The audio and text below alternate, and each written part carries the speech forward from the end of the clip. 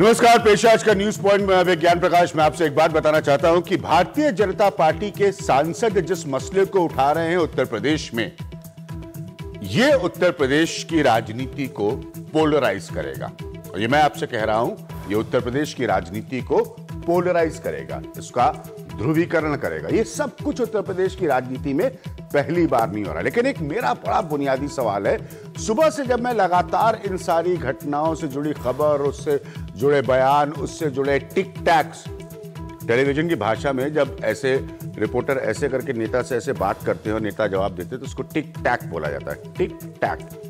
तो ये मैं जितने भी टिक टैक देख रहा हूं सुबह से, एक बड़ा मूल प्रश्न मेरे मन में आ रहा है, ये आपके सामने रखता हूं कि क्या महज किसी सांसद की इकट्ठा की हुई जानकारी पर, महज किसी सांसद की इकट्ठा की हुई जानकारी पर हम पूर्णतः यह यकीन कर लें, मेरे शब्दों को गौर से सुनिएगा, हम पूर्णतः यह यकीन कर लें कि किसी जगह से खास लोगों का पलायन हुआ है और खास कारणों से खास लोगों का पलायन हुआ है।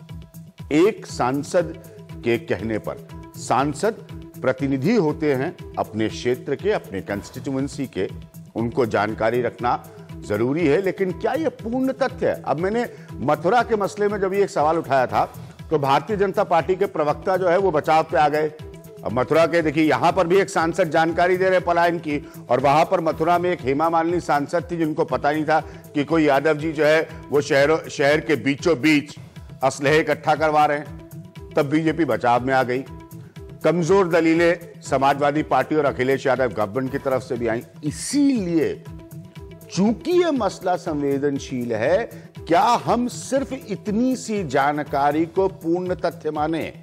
मेरी बात को गौर से सुनिएगा, उसके बाद हम इस पर चर्चा करेंगे कि क्या हम सिर्फ इतनी सी जानकारी को पूर्ण तथ्य माने। सबसे पहले ये आप रिपोर्ट देखिए, उसके बाद हमारे साथ बलदेव शर्मा जी मौजूद हैं जो कि एक संघ के विचारक है। हिमांशु शेखर हमारे साथ मौजूद है जो हमारे वरिष्ठ साथी हैं, गवर्नमेंट अफेयर्स को देखते हैं। मधुकर जेटली हैं जो कि एमएलसी हैं समाजवादी पार्टी के। और हम अखिलेश के पास चलेंगे, मेरे एक और वरिष्ठ साथी जो कि इलाहाबाद में हैं, जहां पर आपको अच्छी तरह से पता है पिछले 2 दिनों से भारतीय जनता पार्टी की नेशनल एग्जीक्यूटिव की मीटिंग हो रही है।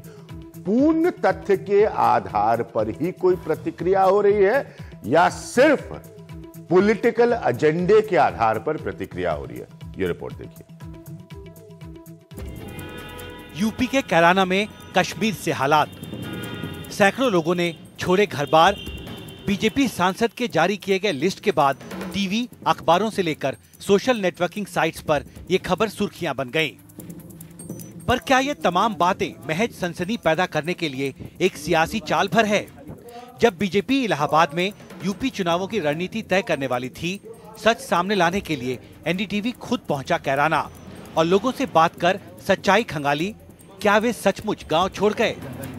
जो गए वो कब गए और गए तो वजह क्या थी? अपनी मर्जी या जरूरतें या फिर किसी का खौफ? कैराना का वायरल झूठ। मेरे साथ अखिलेश मौजूद है। अखिलेश, सबसे पहले मैं आपके पास आऊंगा। बलदेव जी मेरे साथ है, मधुकर जेटली है, हिमांशु है। क्या ये बीजेपी का पॉलिटिकल एजेंडा है?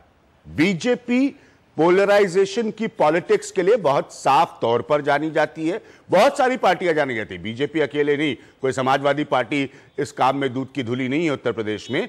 लेकिन क्या ये बीजेपी का पॉलिटिकल एजेंडा है? इस लाइन को बताना और आगे बढ़ाना कि कैराना में कश्मीर जैसे हालात हैं, एक सांसद की जानकारी के आधार पर, क्या यह पॉलिटिकल एजेंडा है? अखिलेश, और वो भी अधूरी जानकारी है विज्ञान। वो जानकारी जो है वो भी उसमें कई जो है खामियां हैं, जैसे कि हिमांशु की रिपोर्ट भी बता रही है। और निश्चित तौर पर ये बीजेपी की रणनीति का हिस्सा है। बिहार में उन्होंने यही कोशिश की थी ध्रुवीकरण करने की, जब उन्हें लगा कि जमीन खिसक रही है। आपने देखा कि गाय का फोटो भी छपवा दिया था अखबार में, और यही तक कह दिया था अमित शाह ने कि अगर यहाँ पर बीजेपी हारी तो पाकिस्तान में पटाखे चलेंगे। मगर वो वहां पर मुंह के बल गिरी थी सारी रणनीति। लेकिन बीजेपी को लगता है कि यूपी में शायद ये कामयाब हो जाए। अखिलेश, आपको बीच में रोक रहा हूं, आपने अच्छा पॉइंट रखा है बिहार का। मेरा सवाल इसीलिए ये है, अच्छा पॉइंट है बिहार का जो आपने रखा है, ये बिहार से बीजेपी सबक लेने के लिए तैयार नहीं है। मुंह के बल गिरी भारतीय जनता पार्टी बिहार में विकास को बैक ट्रैक पे रख दिया जो उनका प्रमुख एजेंडा हो सकता था। उत्तर प्रदेश में अभी भी समय है और आप अभी से इस तरह की भाषा की बात कर रहे हैं। लीडर आपके पास वहां पर है नहीं, कोई चेहरा, पर्सनैलिटी ओरिएंटेड कॉन्टेस्ट है, भारतीय जनता पार्टी को फेस करना है और 10 साल से ज्यादा बल्कि तकरीबन 15 साल के समय में आप सत्ता के आसपास भी नहीं फटके हैं। तो ये कौन रणनीति समझा रहा है बीजेपी को फिर इस तरह की पॉलिटिक्स को पुश करने के लिए? अच्छा पॉइंट रखा आपने बिहार का। और अभिज्ञान, जब हम यहाँ इलाहाबाद आ रहे थे तो आने से पहले हमें यह कहा गया कि अमित शाह लोकसभा चुनाव में जो रणनीति उन्होंने अपनाई थी वही रणनीति विधानसभा चुनाव में अपनाने जा रहे हैं। लोकसभा चुनाव में उन्होंने क्या रणनीति अपनाई थी आपको पता है कि किस तरह से पश्चिमी उत्तर प्रदेश में उन्होंने गांव-गांव का, शहरों का दौरा किया था और आखिर में एक जगह उन्होंने ये भी कह दिया था कि जो मुजफ्फरनगर की घटना हुई है उसका बदला लिया जाए। हालांकि बाद में उन्होंने सफाई दी थी कि उनका मतलब यह था कि वोट से इसका बदला लिया जाए, मगर ये मान करके चला गया कि पश्चिमी उत्तर प्रदेश में इस बयान के जरिए बीजेपी ने ध्रुवीकरण की कोशिश की थी, जिसका सीधा फायदा उसे वहां पर मिला। अगर आप देखेंगे तो सारी की सारी लोकसभा की सीटें बीजेपी ने वहां पर जीत ली थी। तो ये बीजेपी को लगता है कि लोकसभा की रणनीति जो है उसको विधानसभा में रेप्लिकेट किया जाए, तभी जो 14 वर्ष से उनका वनवास चल रहा है वो वनवास खत्म हो पाएगा। मगर आधे अधूरे तथ्यों को लेकर के क्या बीजेपी ये हासिल कर पाएगी, एक बड़ा सवाल है।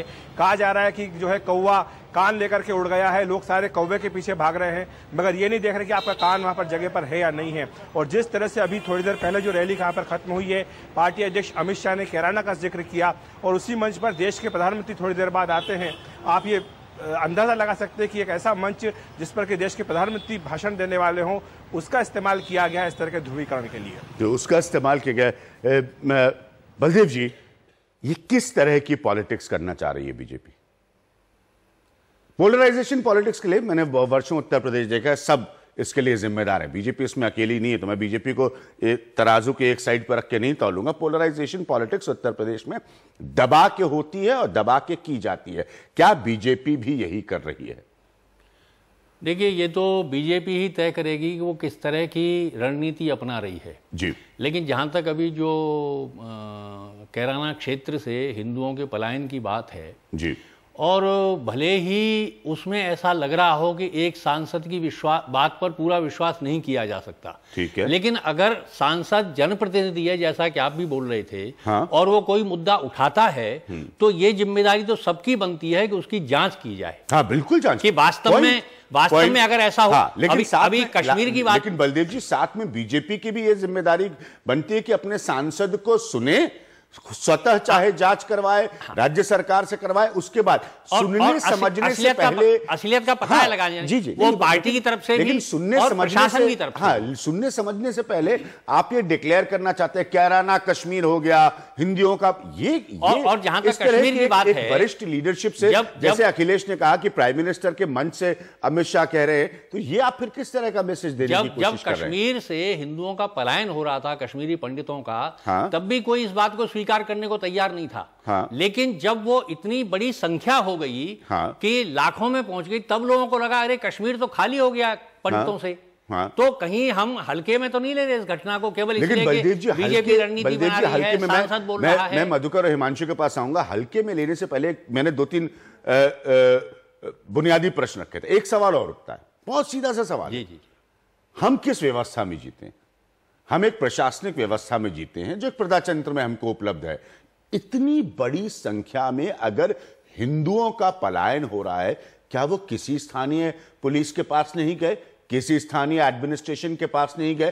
क्या उन्होंने कभी कोई जानकारी नहीं दी कि यहां पर जो एंटी सोशल एलिमेंट्स हैं या अपराध है या आपराधिक तत्व, जिसमें बिल्कुल स्पष्ट है, हिमांशु खुद बता रहे थे कि दोनों समुदाय के लोग शामिल हैं, उनसे उनको तकलीफ है। पलायन एक ऐसी घटना है जो किन्हीं कारणों-वश होती है कि आप जी नहीं पा रहे हैं। बहुत गंभीर मसला है, बहुत गंभीर मसला है। कोई अपना घर छोड़ के चाहे वो किसी भी बिरादरी या किसी भी मजहब के लोगों का हो, ये देश के लिए चिंता का विषय है। ये बहुत चिंता का विषय है। लेकिन मैं एक बात कहना चाहूंगा, उन लोगों को जब पलायन फेस करना पड़ रहा है, आप वो क्यों नहीं गए बात करने? आपकी बात के संदर्भ में एक बात कहना चाहूंगा कि मुजफ्फरनगर में दंगों के दौरान जिस प्रकार इस सरकार की भूमिका रही, वो भूमिका बहुत संदिग्ध थी। हाँ। और सरकार खुलकर सरकार को एक समुदाय के पक्ष में देश खड़ी की हो गई। सर्वोच्च अदालत से, एक समुदाय के सुप्रीम पक्ष कोर्ट में से खड़ी हो अखिलेश गई। यादव सरकार को फटकार लगी है मुजफ्फरनगर के मसले में। इस सरकार ने दंगा पीड़ितों के रूप में भी केवल मुसलमानों की ही अधिसूचना जारी की। ये तो इलाहाबाद हाईकोर्ट ने सरकार को फटकारा कि दंगा पीड़ित केवल एक मजहब। तो आपको लगा, आप कह रहे कि ये डर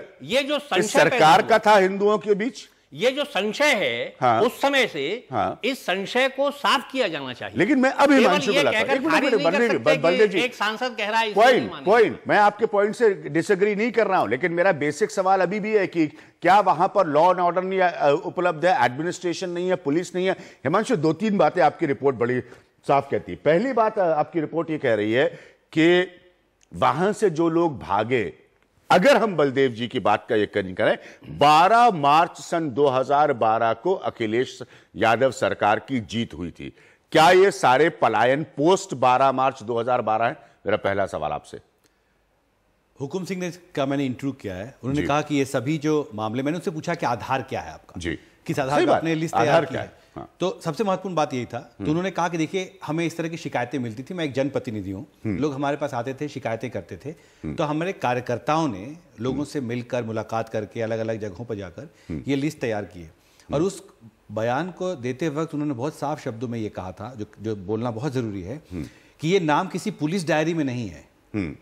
अब 346 लोगों की सूची जारी होती है जिनको, जो आतंकित होकर उस इलाके को अपना सब कुछ, घर बार, कारोबार, रोजगार, सब कुछ छोड़कर चले जाते हैं। 346 लोग, हिमांशु, एक जर्नलिस्ट के तौर पर बताइए, हमारा आप जर्नलिस्ट है, 346 लोग जब अपनी शिकायत लेकर अपने जनप्रतिनिधि अर्थात सांसद के पास पहुंचते हैं, मैं ये भी तथ्य वहां पर मान ले रहा हूं कि 346 ही थे और सांसद जी सही, एक सेकंड, फेस वैल्यू पर बता रहे हैं, तो सांसद जी ने क्या किया? सांसद जी आपको ये बता रहे हैं कि पुलिस डायरी में नाम नहीं है। आप किसी के घर छोड़ने पर, गायब होने पर किसको सूचित करते हैं? मुझे तो नहीं सूचित करते ना, बलदेव पुलिस को सूचित करते हैं। अगर धमकी मिलती है, मान लीजिए मैं एक भारत का नागरिक हूं, नहीं, क्या मेंबर पार्लियामेंट ने ये 346 लोग छोड़कर कैराना गए हैं, ये पुलिस को इन्फॉर्म किया? यही सवाल है। उन्होंने कहा कि ये नाम किसी पुलिस डायरी में नहीं है, तो उसको हमारे कार्यकर्ताओं ने इसको तैयार किया है, घर घर जाकर जो शिकायतें हमें मिलती थी। तो मैंने उनसे ये समझने की कोशिश की थी क्या ये लोग पुलिस के पास नहीं गए, क्योंकि जब एक आम नागरिक, अगर मुझे कोई धमकी मिलती है कहीं से, तो सबसे पहले मैं ये सोचूंगा कि पुलिस के पास जाते हैं। मैं अपने एमपी के पास जाने से मुझे क्या फायदा, क्या सुरक्षा मिलेगी? नहीं, एमपी आपकी मदद कर सकता है, एमपी आपकी कार्रवाई में मदद करता है, लेकिन वो कार्रवाई तो पुलिस करेगी, पुलिस को करना है, एमपी तो नहीं करेगा। पुलिस के पास गए, मैंने इसीलिए मैं 2 बातें पूछ रहा हूं हिमांशु, कि क्या ये पोस्ट 2012 मार्च की घटनाएं हैं कि अगर मान लीजिए बलदेव जी का पॉइंट है कि संशय है इस सरकार को लेकर मुजफ्फरनगर घटना के बाद, राइट? आप यही कह रहे हैं बलदेव जी, तो क्या ये सारी 346 लोग किस पीरियड का? उन्होंने कहा कि 2 से 2.5 साल के बीच का मामला है। 2 से 2.5 साल के बीच का मामला, तो उनका कहना है कि ये संशय इस सरकार के ऊपर। ठीक है, एक मिनट सर, एक मिनट। अब मैं मधुकर जेटली साहब को लाऊंगा। मधुकर जेटली साहब, आर्ग्यूमेंट ये है, दलील ये है कि मुजफ्फरनगर को आपकी सरकार ने जिस तरह से हैंडल किया, उसमें आपकी देश की सर्वोच्च अदालत ने भी आलोचना की, तो उस पर हम आर्ग्यू नहीं करेंगे, आज मुजफ्फरनगर पर नहीं जाएंगे। संशय उत्पन्न होता है कि क्या आप किसी और को उतना ही प्रोटेक्शन दें, या प्रोटेक्शन शायद सही शब्द नहीं मैं ढूंढ पा रहा हूं, लेकिन आप उतना ही ख्याल रखें जैसा कि आप किसी और का रखें। मधुकर जी। अभिज्ञान जी, पहली बात मैं आपको यह बताना चाहता हूं, बताइए, कि उत्तर प्रदेश सरकार उत्तर प्रदेश के एक एक नागरिक को वही सुरक्षा प्रदान करेगी बिना किसी भेदभाव के जो किसी को भी दी जाती है। ठीक है। दूसरी बात यह है कि जो सबसे महत्वपूर्ण मुद्दा है जो हमारे सामने आज आपने उठाया है, जो कि वहां के लोकल सांसद ने जनता को गुमराह करने के लिए उठाया है, और जिसको हमारी सरकार ने जांच करा करके 119 परिवारों की हमने जांच कराई। और जो आप ये बात पूछ रहे थे, मुझे बहुत खुशी है कि आपने ये सवाल खुद ही उठाया कि एक अमुक तारीख को हमारी सरकार आई थी, और हमारी सरकार आने के बाद का ये पलायन हुए हैं। ये चीजें जो हैं ये सामने आनी चाहिए कि 15 साल पहले 19 परिवार, उसके बाद 8 साल, 10 साल, 12 साल पहले परिवार जो हैं, कई आर्थिक कारणों से कोई एक कैराना कोई लखनऊ नहीं है। कैराना एक छोटा सा कस्बा है जहां पर की सीमित साधन है, जहां पर की सीमित शिक्षा के साधन है, जहां पर सीमित रोजगार के साधन है। लोग अपने परिवारों के विकास के लिए, अपने व्यापार के विकास के लिए अपनी संपत्ति को बेच करके नहीं, अपने संपत्ति को सुरक्षित रख करके वहां से दूसरे जगहों पर अगर रोजगार के लिए गए, वो केवल एक जाति के नहीं थे, वो तमाम अलग अलग जातियों के भी थे। लेकिन वो ये बनाना, गुमराह करना उत्तर प्रदेश की जनता को, अब दोबारा नहीं कामयाब हो पाएंगे ये लोग। ये हमारी सरकार बहुत मुस्तैदी के साथ में इस मामले में काम कर रही है और हम एक आप भी लोग क्या मुस्तैदी का काम कर रहे हैं इस मामले में? नहीं होने देंगे। मधुकर जेटली जी थोड़ा डिटेल करिएगा, क्या मुस्तैदी कर रहे हैं आप लोग इस मामले में? क्या एक मिनट मधुकर जेटली जी देखिए, अब आप, अरे सुनिए सर, जेटली साहब जरा बारी बात ध्यान से सुनिए। अब आप लोगों के ऊपर ये दारोमदार आता है, ये जिम्मेदारी आती है राज्य में सरकार होने की वजह से कि आपको ही बताना पड़ेगा तुरंत कि ये 346 लोग कौन हैं, किन परिस्थितियों में इनका पलायन हुआ, क्या इनको सरकार के कामकाज पर कोई संशय था, क्या ये किसी किस्म से असुरक्षित महसूस कर रहे थे।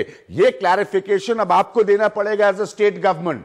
मधुकर जी, मेरे पास अभिज्ञान जी ये पूरी रिपोर्ट है जिले की, जिलाधिकारी की रिपोर्ट है। हमने एक दिन के अंदर 119 परिवारों की जांच कर ली है, सत्यापन कर लिया है, और जो शेष लोग रह गए हैं उनके सत्यापन हम कल तक करके आपको बता देंगे। एक एक परिवार का नाम, एक एक परिवार के सदस्य का नाम हमारे पास उपलब्ध है और हम पूरी मुस्तैदी के साथ में भारतीय जनता पार्टी का झूठ देश के सामने लेकर के आएंगे।